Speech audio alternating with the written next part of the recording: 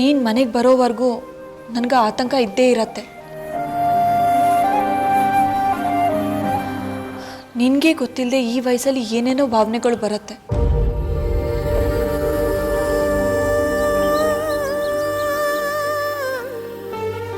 ಯಾವುದೇ ಕೆಟ್ಟ ವಿಷಯಕ್ಕೆ ನಿನ್ನ ಮನಸ್ಸು ಕೊಡಬೇಡ. ಓದಿನ ಕಡೆ ಅಷ್ಟೇ ನಿನ್ನ ಗಮನ ಇರಬೇಕು. ಅರ್ಥ ಆಯ್ತಾ?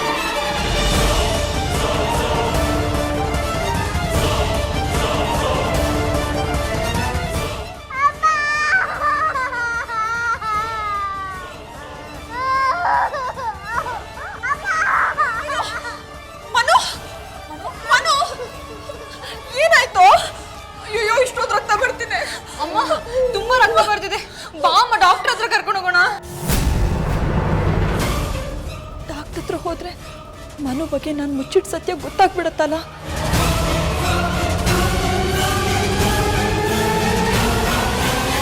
ಬೇಡ ಪ್ರೀತಿ, ಡಾಕ್ಟರ್ ಹತ್ರ ಯಾಕೆ?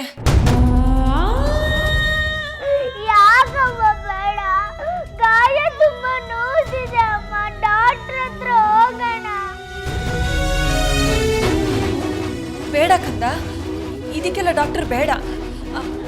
ಪ್ರೀತಿ ಹೋಗು, ಚಿಕ್ಕಮ್ಮನ ಕೋಣೆಯಿಂದ ಔಷಧಿ ತಗೊಂಬ. ಹೋಗು. ಚಿಕ್ಕಮ್ಮನ ರೂಮ್ಗ ನಾ ಹೋಗಲ್ಲ ಅಮ್ಮ, ನೀನೇ ಹೋಗು. ಸರಿ, ಹಿಡ್ಕೊ.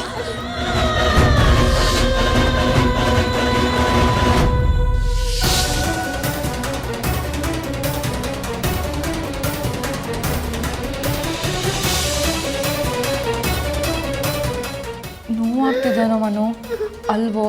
ನಿಂಗೆ ಏನಾದರೂ ಬೇಕಾದರೆ ಅಮ್ಮ ಎಲ್ಲ ನನ್ನನ್ನು ಕರಿಬೇಕು ತಾನೇ? ಅಕ್ಕ, ನನಗೆ ಗಮ್ಬೇಕಿತ್ತು. ಸ್ಟೂಲ್ ಎತ್ತಿ ತೆಗೆಯೋಣ ಅಂತ ಹೋದೆ ಅಕ್ಕ, ಬಿದ್ದುಬಿಟ್ಟೆ. ಅಕ್ಕ, ಯಾಕೆ ಅಮ್ಮ ಡಾಕ್ಟರ್ ಹತ್ರ ಕರ್ಕೊಂಡು ಹೋಗೋದು ಬೇಡ ಅಂತ? ಚಿಕ್ಕಮ್ಮ ಬೈದ್ಲು ಅಂತ ಬೇಜಾರ? ಹೂನಮ್ಮ, ನಂಗಂತೂ ಸಿಕ್ಕಾಪಟ್ಟೆ ಕೋಪ ಬಂತಮ್ಮ. ಅಲ್ಲ ಅಮ್ಮ, ಏನು ಮಾತಾಡ್ತಾರವರು? ಮನು ಅಷ್ಟು ಬಿದ್ದು ಪೆಟ್ ಮಾಡ್ಕೊಂಡ್ರು ಕರುಣೆ ಇಲ್ಲದೆ ಮಾತಾಡ್ತಾರಲ್ಲ. ನೋಡ್ ಪ್ರೀತಿ, ಅವ್ರು 1000 ಮಾತಾಡ್ತಾರೆ, ಆದರೆ ನೀನು ಹೀಗೆಲ್ಲ ಮಾತಾಡಬಾರ್ದಿತ್ತು. ಏನಮ್ಮ ಹೀಗಂತಿದ್ಯಾ? ನಿಂಗೆ ಅವ್ರು ಅಷ್ಟೆಲ್ಲ ಅವಮಾನ ಮಾಡಿದ್ರು ನಾನು ನೋಡ್ಕೊಂಡು ಸುಮ್ಮನಿರ್ಬೇಕಿತ್ತ? ಅದೆಲ್ಲ ನಾನು ನೋಡ್ಕೋತೀನಿ ಕಣೆ. ನೀನಾದಷ್ಟು ದೊಡ್ಡವ್ರ ವಿಚಾರಕ್ಕೆ ತಲೆ ಹಾಕಬೇಡ. ಅರ್ಥ ಆಯ್ತಾ? ನಿನ್ಗವ್ರ ವಿಷಯ ಗೊತ್ತಿಲ್ಲ. ಅವ್ರು ಈ ವಿಚಾರನ ಇಲ್ಲಿಗೆ ಬಿಡ್ತಾರೆ ಅನ್ಕೊಂಡಿದ್ಯಾ? ಇದೇ ವಿಷಯನ ಇಟ್ಕೊಂಡು ಮುಂದೆ ಬೆಳೆಸಿ ದೊಡ್ಡದು ಮಾಡ್ತಾರೆ. ನಾವು ಅದಕ್ಕೆಲ್ಲ ಅವಕಾಶ ಮಾಡಿಕೊಡ್ಬಾರ್ದು. ನಿಂಗಿದೆಲ್ಲ ಅರ್ಥ ಆಗಲ್ಲ ಪ್ರೀತಿ. ನಾಳೆ ಬೆಳಿಗ್ಗೆ ಹೋಗಿ ಅವ್ರ ಹತ್ರ ಕ್ಷಮೆ ಕೇಳ್ಬಾ. ಅಲ್ಲ ಅಮ್ಮ, ತಪ್ಪು ಮಾಡಿದ್ದವರು, ನಾನ್ಯಾಕೆ ಕ್ಷಮೆ ಕೇಳಬೇಕು? ಪ್ರೀತಿ, ನಾನು ಹೇಳಿದ್ನಲ್ಲ, ಕೆಲವೊಂದು ಸೂಕ್ಷ್ಮಗಳು ನಿಂಗೆ ಅರ್ಥ ಆಗಲ್ಲ. ಚಿಕ್ಕವರು ದೊಡ್ಡವ್ರ ಹತ್ರ ಕ್ಷಮೆ ಕೇಳಿದ್ರೆ ಏನೂ ತಪ್ಪಾಗಲ್ಲ. ನಾನು ಹೇಳೋದು ಕೇಳು. ನಾಳೆ ಬೆಳಿಗ್ಗೆ ಹೋಗಿ ಅವ್ರ ಹತ್ರ ಕ್ಷಮೆ ಕೇಳು, ಸರಿನಾ?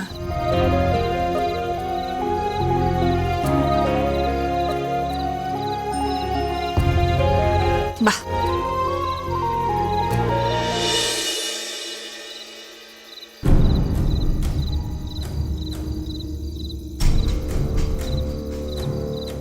ಅಬ್ಬೆ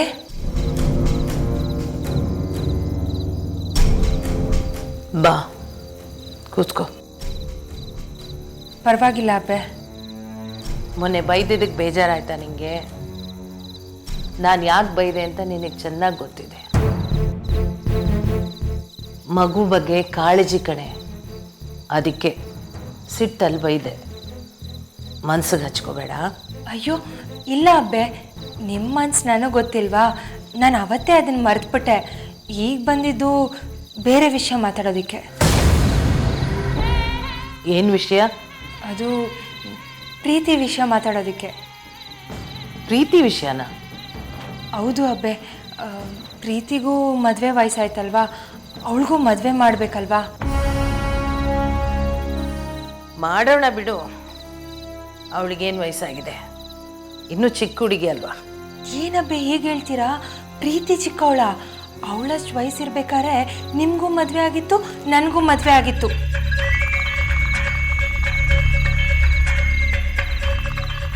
ಅಬ್ಬೆ, ನಾನು ಒಂದು ಮಾತು ಹೇಳ್ತೀನಿ, ಆದರೆ ತಪ್ಪು ತಿಳ್ಕೊಬಾರ್ದು. ಹಾಂ, ಏನು ಹೇಳು? ಪ್ರೀತಿ ಕಾಲೇಜ್ಗೆ ಹೋಗ್ತಾಳಲ್ವಾ, ಅದೇನೋ ನನಗೆ ಸರಿ ಅನ್ಸಲ್ಲ ಅಬ್ಬೆ. ಪ್ರೀತಿ ಒಳ್ಳೆ ಹುಡುಗಿನೇ, ಆದರೆ ಎಲ್ಲರೂ ಹಾಗೆ ಇರ್ತಾರ? ಹುಡುಗರು ಅಂದಮೇಲೆ ಪ್ರೀತಿ ಪ್ರೇಮ ಅನ್ನೋ ಹುಚ್ಚಿರುತ್ತೆ. ಆಮೇಲೆ ನಮ್ಮ ಪ್ರೀತಿ ಏನಾದರೂ ಪ್ರೀತಿ ಅನ್ನೋ ಹುಚ್ಚಲ್ಲಿ ಬಿದ್ದುಬಿಟ್ರೆ? ಸುಮ್ಮನೆ ಬಾಯಿಗೆ ಬಂದಾಗೆಲ್ಲ ಮಾತಾಡಬೇಡ. ಸಿಂಹವಂಶದ ಮಗಳು ಸುಮ್ಮನೆ ಯಾರ್ದೋ ಜೊತೆಗೆ ಪ್ರೀತಿ ಬಿಡ್ತಾಳಂದ್ರೆ ಏನರ್ಥ? ಹಾಗೆಲ್ಲ ಹಾಗಾಗಿ ಬಿಡೋದಿಲ್ಲ. ಪ್ರೀತಿ ಹಾಗೆ ಮಾಡಲ್ಲ. ಅಯ್ಯೋ ಅಬ್ಬೆ, ನಮ್ಮ ಪ್ರೀತಿ ಒಳ್ಳೆಯವಳೆ, ಆದರೆ ಕಾಲ ಸರಿ ಇರಬೇಕಲ್ವಾ? ನಮ್ಮ ಎಚ್ಚರಿಕೆಯಲ್ಲಿ ನಾವಿರಬೇಕು. ಈಗ ಮದುವೆ ಮಾಡಬೇಕು ಅಂದರೆ ಈಗಲೇ ಆಗ್ಬಿಡುತ್ತಾ? ಗಂಡು ನೋಡಬೇಕು, ಎಲ್ಲರೂ ಒಪ್ಕೋಬೇಕು, ಇದಕ್ಕೆಲ್ಲ 1 ವರ್ಷ ಬೇಕಾಗಲ್ವಾ?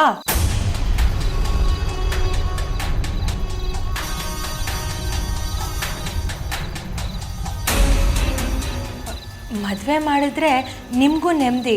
ಅದು ಅಲ್ಲದೆ ಮನೇಲಿ ಶುಭ ಕಾರ್ಯ ನಡೆದು ತುಂಬ ದಿನಗಳೇ ಆಯಿತು.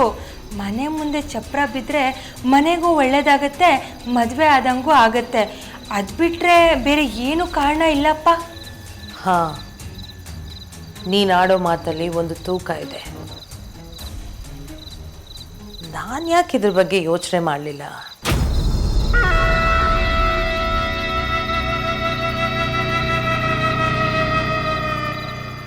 ಈ ಮನೆಯಲ್ಲಿ ಒಂದು ಶುಭ ಕಾರ್ಯ ಆಗಿ ಎಷ್ಟೋ ದಿನ ಆಗೋಯ್ತು.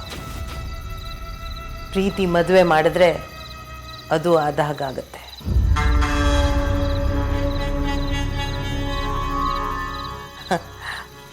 ಒಂದು ಜವಾಬ್ದಾರಿನೂ ಕಳಿಯತ್ತೆ. ಅಪರೂಪಕ್ಕೆ ಒಂದು ಒಳ್ಳೆ ಮಾತಾಡಿದ್ಯಾ ಮಂಜರಿ.